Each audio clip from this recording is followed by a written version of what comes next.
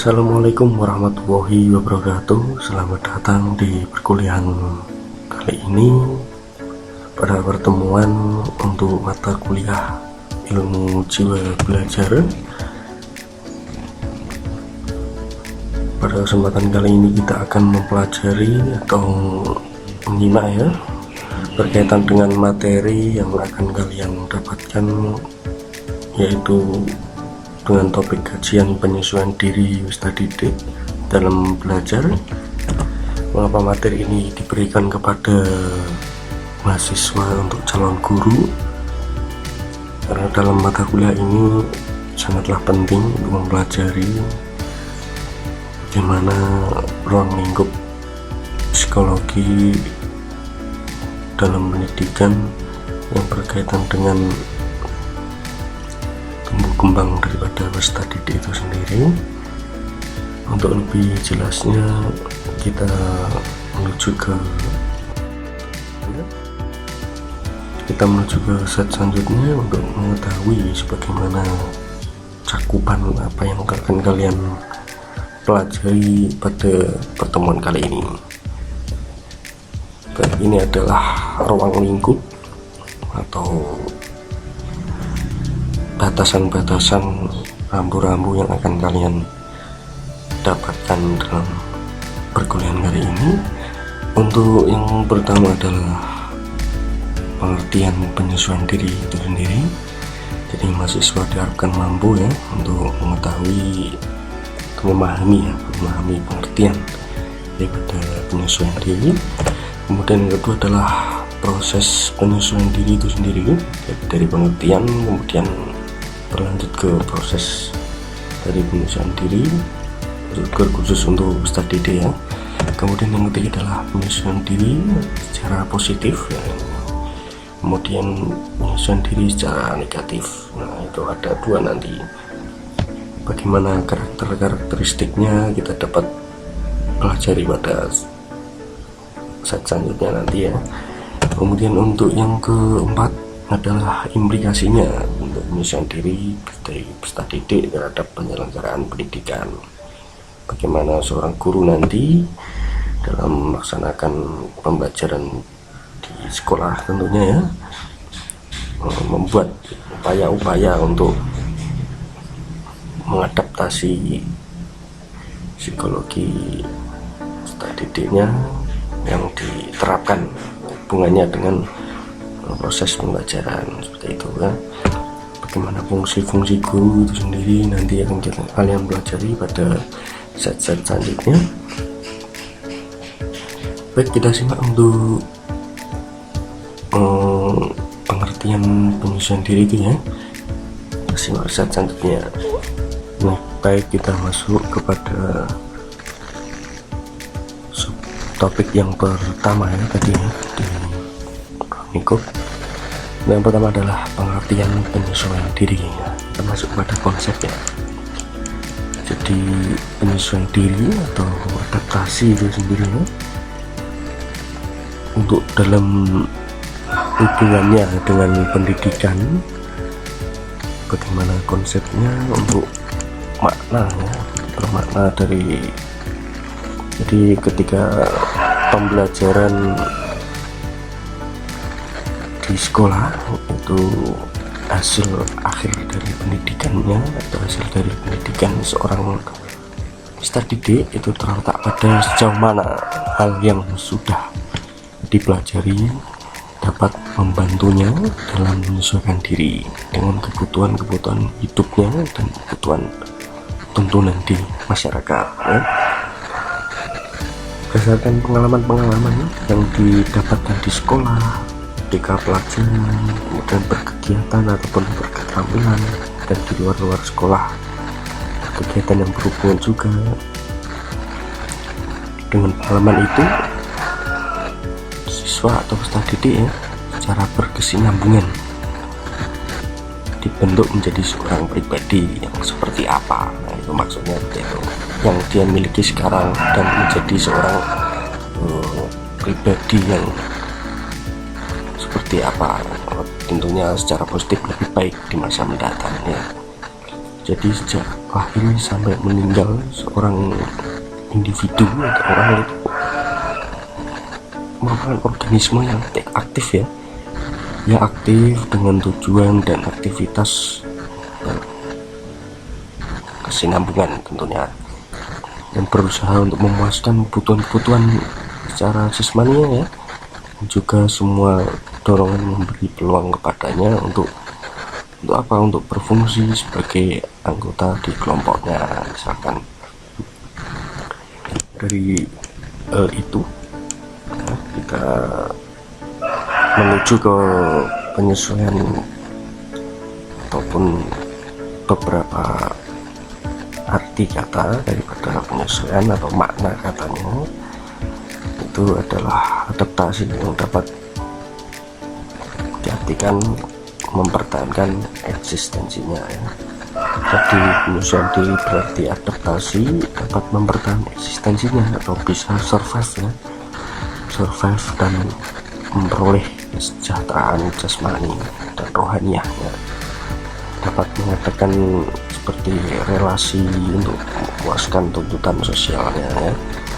Dapat menyesuaikan diri di lingkungan itu sendiri maupun dengan dirinya sendiri, membawa dirinya di kehidupan. Kemudian untuk arti yang kedua, menyesuaikan diri dapat diartikan juga sebagai konformitas ya. Artinya apa? Menyesuaikan diri sesuai dengan standar atau prinsipnya ya. Misalkan dia mempunyai prinsip tertentu dan standar hidup tertentu di dalam kehidupannya maupun di kehidupan sosial masyarakatan, itu dapat disesuaikan sesuai dengan kemampuan dari individu itu sendiri. Kemudian untuk yang ketiga adalah penyesuaian ya. Arti yang ketiga, penyesuaian dapat diartikan juga sebagai penguasaan. Nah, artinya apa? Penguasaan itu sendiri adalah memiliki kemampuan untuk membuat rencana dan mengorganisasi respon sehingga bisa mengatasi segala macam konflik, kemudian kesulitan ataupun frustasi secara efisien ya. Efisien itu sesuai tepatan waktu. Jadi individu memiliki kemampuan menghadapi realita kehidupannya dengan cara ataupun cara-cara yang memenuhi syarat itu. Kemudian untuk arti dari penyesuaian yang keempat adalah dapat diartikan pula sebagai penguasaan dan pematangan emosi. Jadi maksudnya adalah secara positif memiliki respon emosional ya, yang tepat pada setiap situasi. Mempunyai hal semacam ini dari keempat arti penyesuaian, kita dapat tarik simpulan atau tarik konsep pengertian dari penyesuaian diri adalah usaha manusia ya, untuk mencapai keharmonisan pada diri sendiri dan pada lingkungannya. Jadi itu adaptasi ataupun penyesuaian yang dimaksud adalah untuk mencapai keharmonisan pada diri sendiri, selaras artinya ya, pada dirinya sendiri maupun kepada lingkungan. Jadi tidak ada kesenjangan antara dirinya dengan lingkungannya seperti itu. Kita masuk kepada subtopik yang kedua, yaitu tentang proses penyesuaian diri ya. Kita masuk kepada proses penyesuaian diri. Dan arti prosesnya seperti apa?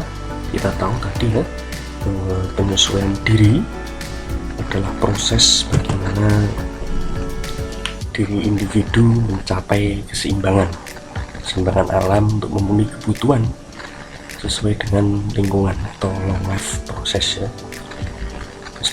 Seperti kita yang ketahui bahwa penyesuaian yang sempurna tidaklah pernah tercapai ya, karena long life proses itu sendiri Penyesuaian yang sempurna terjadi jika manusia atau individu selalu dalam keadaan seimbang antara dirinya dengan lingkungan, di mana tidak ada lagi kebutuhan yang tidak terpenuhi, dan di mana semua fungsi organisme di individu atau organisme manusia berjalan normal ya. Kita tekankan sekali lagi long life proses penyusuan yang sempurna secara terus menerus itu tidak pernah dapat dicapai ya. Karena itu penyusuan lebih bersifat suatu yang berproses panjang hayat. Artinya seperti itu, atau proses itu sendiri, dan manusia secara terus menerus dari hidupnya itu selalu mengalami satu yang dinamakan kesenjangan ataupun permasalahan ataupun konflik ya. Terus menerus berupaya. Nah, dari hal itu manusia berupaya untuk menemukan dan mengatasi tekanan dan tantangan hidup ya.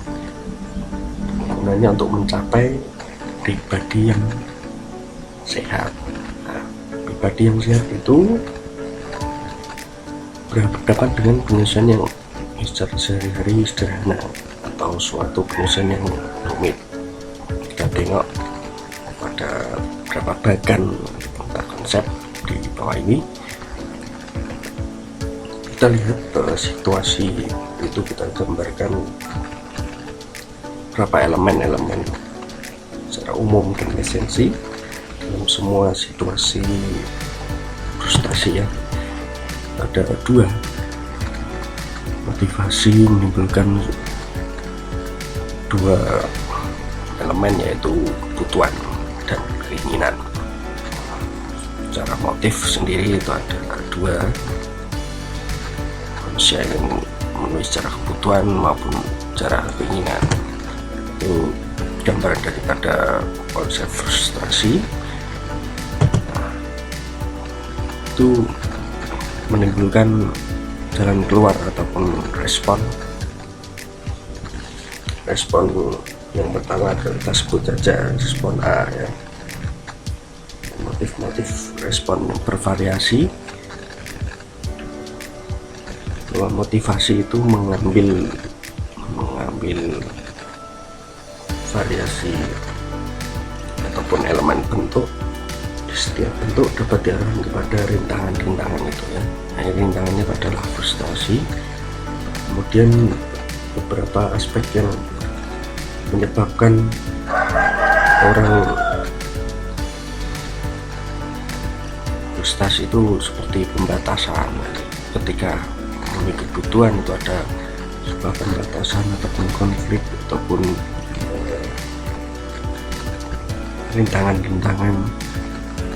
Begitupun juga ketika seorang bermotivasi untuk memenuhi keinginannya, itu ada sebuah halangan tertentu.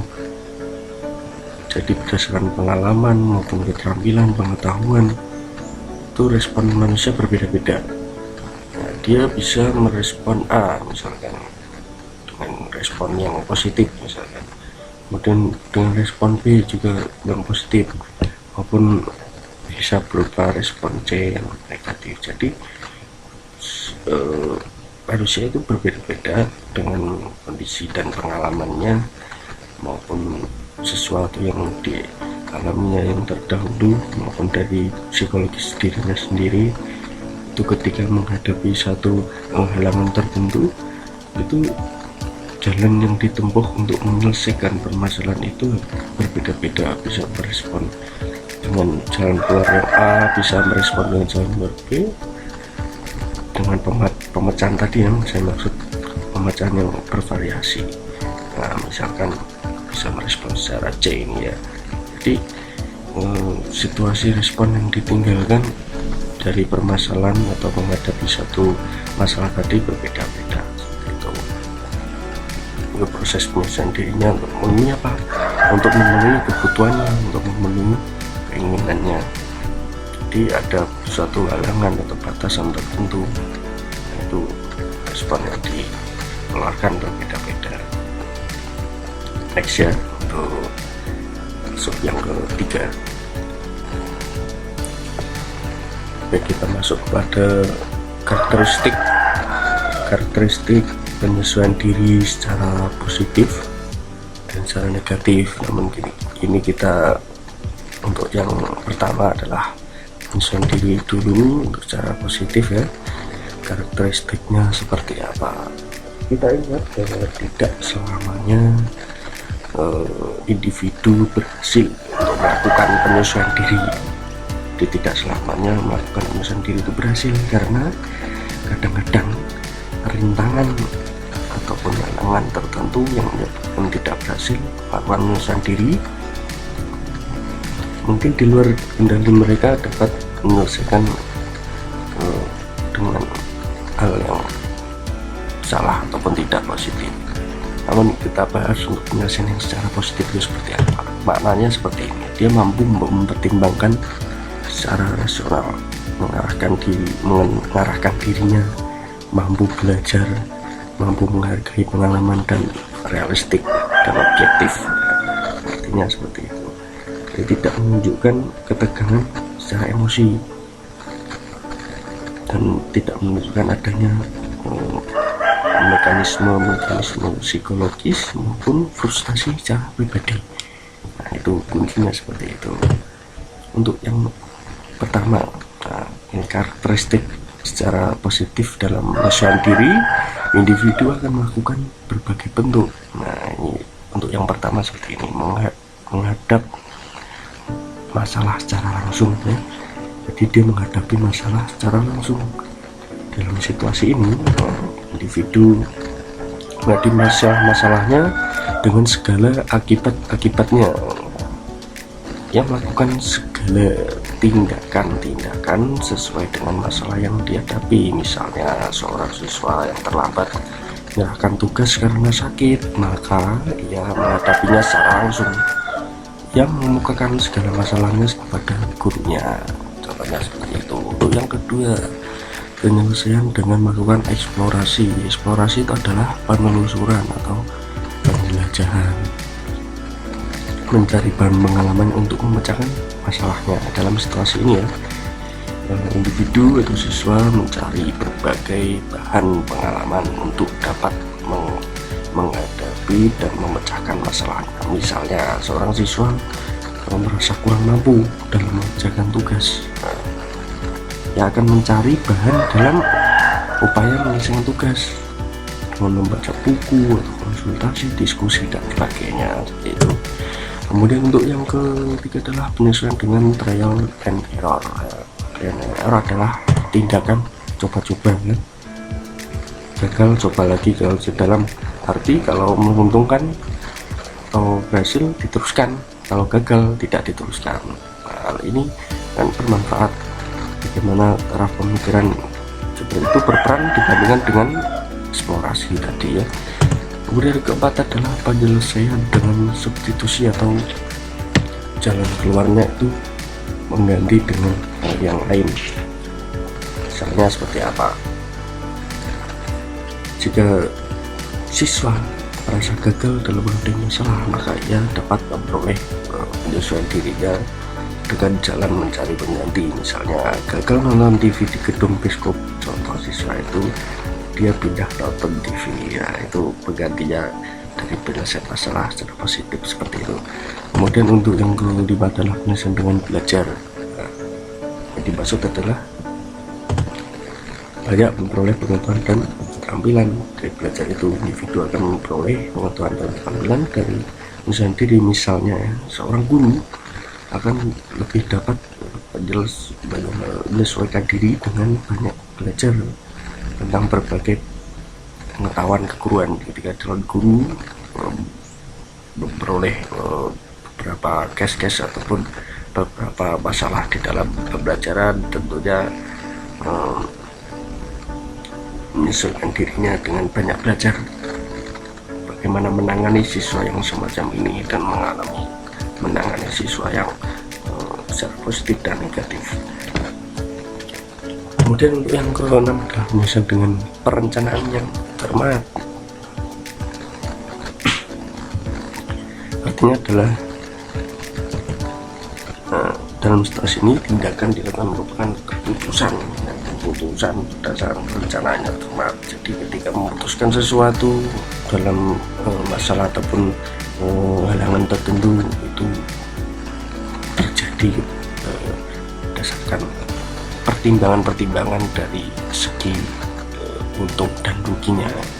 Ketika ada sesuatu yang dirasa merugikan, tidak sesuai dengan perencanaan yang telah disusun, maka cenderung untuk tidak diambil. Itu pun sebaliknya, ketika memperoleh satu manfaat yang baik sesuai dengan perencanaan yang telah disusun secara struktur yang baik, maka tentunya keputusan itu diambil untuk menyelesaikan permasalahan ataupun kesenjangan. Itu adalah penyesuaian diri secara positif. Jadi ada beberapa bentuk-bentuk ataupun karakternya sesuai dengan adaptasi dari elemen-elemen di yang telah saya sebutkan tadi ya. Kemudian kita lanjut kepada penyesuaian diri yang secara negatif ya, atau secara salah, gagal dalam penyesuaian diri secara positif. Kemudian untuk penyesuaian diri yang salah atau secara negatif, kegagalannya dalam melakukan penyesuaian diri secara positif dapat mengakibatkan individu melakukan penyesuaian yang salah. Nah, penyesuaian yang salah itu ditandai dengan berbagai tingkah laku ya, berbagai tingkah laku tidak terarah, emosional, sikap yang tidak realistik, agresif bahkan, dan sebagainya. Kita ada tiga bentuk reaksi dalam penyesuaian yang salah. Yang pertama adalah reaksi bertahan, yang dimaksud adalah individu berusaha untuk mempertahankan dirinya seolah tidak menghadapi kegagalan. Nah, contohnya seperti ini, seolah melemparkan sebab kegagalan dirinya kepada pihak yang lain. Nah, ini untuk mencari alasan yang dapat diterima. Misalnya seorang siswa misalnya tidak lulus di ujian, jadi mereka tidak lulus mengatakan bahwa gurunya membenci dirinya. Ini seolah dia bertahan, tidak, seolah-olah dirinya tidak menghadapi kegagalan, padahal dia secara realistik seperti itu, namun melempar, memproyeksi, itu namanya. Kalau dalam reaksi bertahan itu namanya adalah proyeksi, melempar sebab kegagalan kepada pihak lain untuk mencari alasan yang dapat diterima. Kemudian untuk bentuk yang kedua adalah reaksi menyerang. Nah, artinya seperti ini, bahwa orang yang mempunyai penyesuaian diri yang salah menunjukkan tingkah laku yang bersifat menyerang untuk menutupi kegagalannya. Jadi seorang individu ataupun organisme itu sendiri atau manusia, orang mempunyai penyesuaian yang salah untuk menutupi kegagalannya. Nah, reaksi-reaksi yang ditimbulkan seperti ini, misalkan selalu membenarkan diri sendiri. Nah, itu untuk dia adalah mau menguasai sesuatu, misalkan memiliki segalanya dalam setiap situasi. Keras kepala dalam perbuatan, nah, itu contoh-contohnya. Kemudian menunjukkan sikap yang permusuhan secara terbuka, tidak suka ketika ada pesaingnya ataupun yang mengalami dalam permasalahan tertentu, seolah membenci teman ataupun orang lain, seolah tidak menguntungkan untuk dirinya. Kemudian yang ketiga adalah reaksi melarikan diri ya. Dalam situasi ini, ketika orang mengalami penyesuaian yang salah, cenderung akan melarikan diri dari situasi yang menimbulkan kegagalan. Nah, dalam situasi ini, reaksi yang tampak dalam tingkah laku sebagai berikut seperti ini. Memuaskan keinginan yang tidak tercapai, berbentuk angan-angan seolah-olah sudah tercapai. Kemudian banyak tidur, nah itu, kemudian bunuh diri bahkan ya, itu juga bisa melarikan dirinya dari sebuah penyesuaian yang salah, melarikan diri dari situasi. Kemudian untuk kembali kepada tingkah lakunya yang model dengan perkembangan yang lebih awal, misalkan orang dewasa bersikap dan berwatak seperti anak kecil, itu dia melarikan diri dari sebuah kenyataan di mana hal yang harusnya diselesaikan dengan penyesuaian secara positif, dia gagal menyelesaikannya dan reaksi yang ditimbulkan adalah seperti itu. Itu tidak cocok untuk diterapkan dalam penyesuaian diri sebagai seorang individu yang tentunya berpendidikan, maupun sebagai calon guru harus mampu melihat itu kepada peserta didik. Jadi semua hal-hal yang berhubungan dengan penyesuaian diri dari seorang siswa, terutama dalam situasi belajar, guru harus mampu untuk melihat hal tersebut. Bagaimana siswa ini sesuai dengan karakteristik yang seperti ini, kita harus menerapkan pembelajaran yang seperti apa dan memahami karakteristik siswa itu penting diberikan pengetahuan semacam ini kepada calon guru.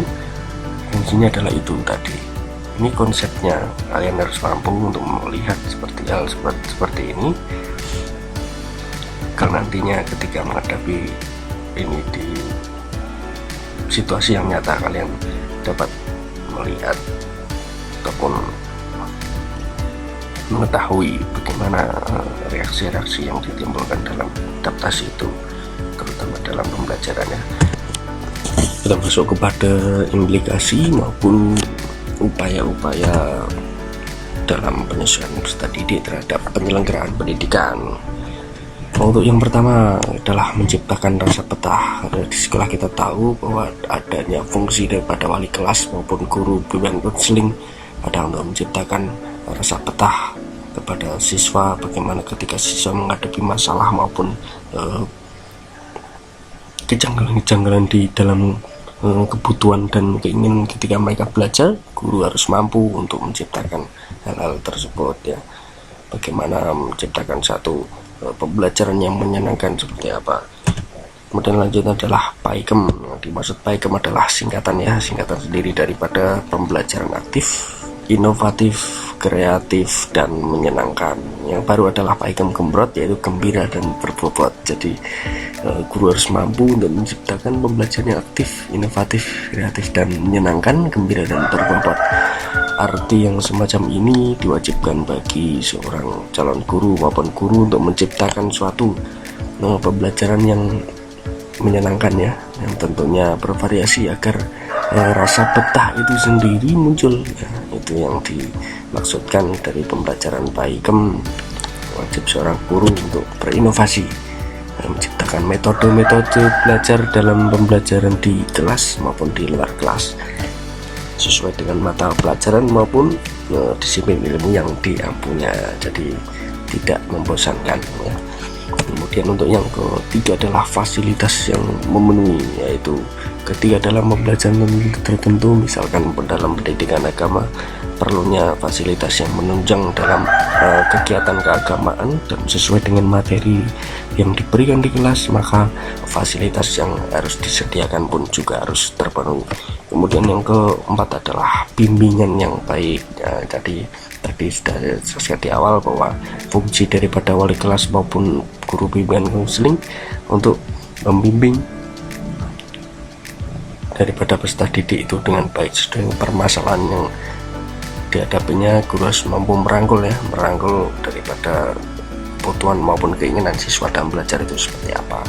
Guru mapel pun, guru mata pelajaran seperti guru matematika, guru agama itu harus mampu tidak hanya memberikan satu materi saja, ketika diinkludkan dalam pembelajarannya, diberikan satu pendidikan karakter maupun bimbingan yang baik dalam pembelajaran. Nah, itu implikasi daripada penyesuaian peserta didik dalam pendidikan. Kemudian yang terakhir adalah tata tertib yang jelas. Jadi perlunya tata tertib itu dalam proses pembelajaran di kelas itu sangat penting. Bagaimana dalam pembelajaran itu perlu adanya hukum, jadi pada untuk menghidupkan efek jerah agar tidak terjadi satu penyesuaian yang keliru atau yang penyesuaian yang salah, sehingga siswa mampu menyesuaikan secara positif untuk menghadapi pembelajaran setiap harinya ya. Jadi itu sangat penting. Kelima hal ini harus diketahui oleh seorang calon guru agar menciptakan suatu pembelajaran yang efektif dan berkualitas seperti itu ya. Baik, itu tadi adalah upaya-upaya dalam pembelajaran seorang guru harus mampu menyesuaikan, menciptakan penyelesaian yang baik, penyelesaian yang positif ya.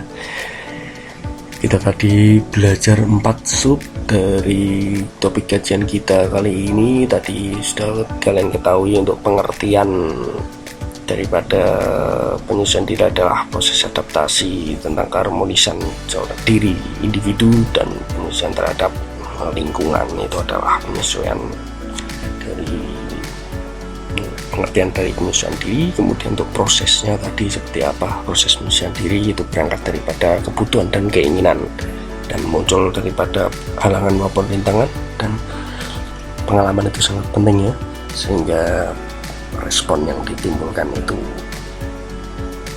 sesuai yang diharapkan dan sesuai norma yang berlaku ya, tentunya tidak merugikan dan bermanfaat untuk diri individu itu sendiri. Kemudian untuk karakteristik daripada penyesuaian yang positif dan negatif. Kalau penyesuaian yang negatif, ketidakmampuan individu itu sendiri untuk melakukan penyesuaian secara positif, maka perlu implikasi tadi, perlunya hal-hal yang secara positif di dalam melakukan bimbingan siswa di pembelajaran maupun di luar kelas, yaitu adalah kesimpulan daripada pembelajaran kita kali ini terkait dengan penyesuaian diri peserta didik dalam belajar ya. Terima kasih untuk partisipasi aktifnya dan perhatiannya terkait dengan perkuliahan dan kesimpanan kita kali ini. Saya akhiri pembelajaran kali ini. Terima kasih. Wassalamualaikum warahmatullahi wabarakatuh.